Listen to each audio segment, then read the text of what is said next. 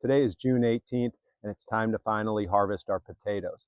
And these have been in the ground since March 14th, so a little over 90 days. These are all grown in 10-gallon grow bags. I've got purple Peruvian, banana fingerling, some grocery store red and yellow, as well as some russet. Now, as you can tell, some of the vines are still growing. In fact, here I still have some growth that's decent growth, but for the most part, most of it is yellowing and dying back.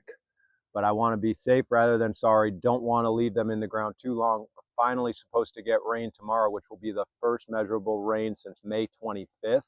I'm not too optimistic about how these potatoes worked out, but I do have a backup plan, so stick around to the end of the video and I'll show you what that is. So we're just going to go ahead, cut away these vines, and see how we made out. Now, as far as quantity in each of these 10-gallon grow bags, for the most part, they received 2 to 3 seed potatoes in there. Kind of a dud for the russet, but not totally in there for a couple of seed potatoes, probably just this big. That yielded us this here. We'll see how the other bag did.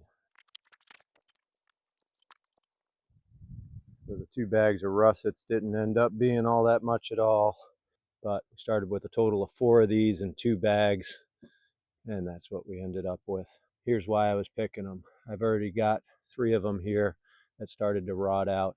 So with that incoming rain, I wanted to at least be able to harvest something here before they all ended up doing that rotting process. This one's a little bit more promising. There we go. Not huge, but quantity-wise, so far we're doing pretty good. All right, well, that was a little bit more encouraging. Now, these are those red grocery store ones that I had them rotting way back at the beginning of the growing process. So this bag, I don't think we're going to see much. As I thought, kind of a dud. Handful at best. This one's a little combination of a red and a yellow. So hopefully we did pretty good with at least the yellow part. Yeah, it looks like. Here's those yellows. I know those are tiny guys, but still getting yield, decent quantity with the yellow. Last 4 bags are fingerlings, of which I don't get those fingerlings to work out to being about 3 inches or so. I get more of these little tiny 1-2 inch ones, but we'll see. Now let's see if we got any. This is not good. It may have rotted. They're all rotted. Dang. Second bag of that banana fingerling. First one, mostly all rotted away. This one, a little bit more promising. The dirt looks like it's dried out decently. And that's another thing about, there we go. That's what you're wanting to get a little bit more of. Much better. Another thing when it comes to potato harvesting time, probably want to make sure if you got yours like we have ours on a drip irrigation, shut that water off probably about a week ahead of time to give these potatoes here, the soil, a little bit of a chance to dry out. That way your potatoes will come out of here a lot cleaner looking versus in wet soil. They'll just be full of dirt, and you're also adding to the chance of more rot.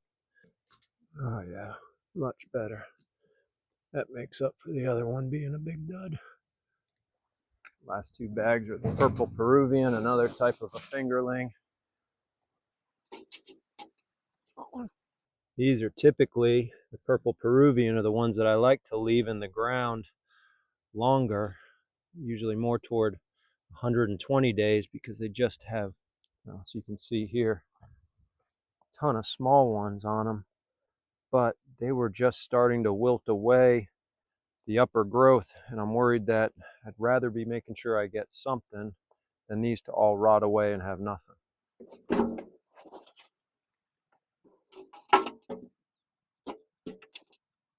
So definitely not our best year, but I will say this, nothing beats the taste of a homegrown potato.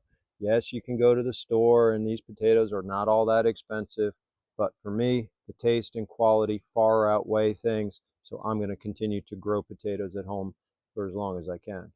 Now, we did start out with about 21 of these seed potatoes total amongst all the different varieties to end up with this pole right here.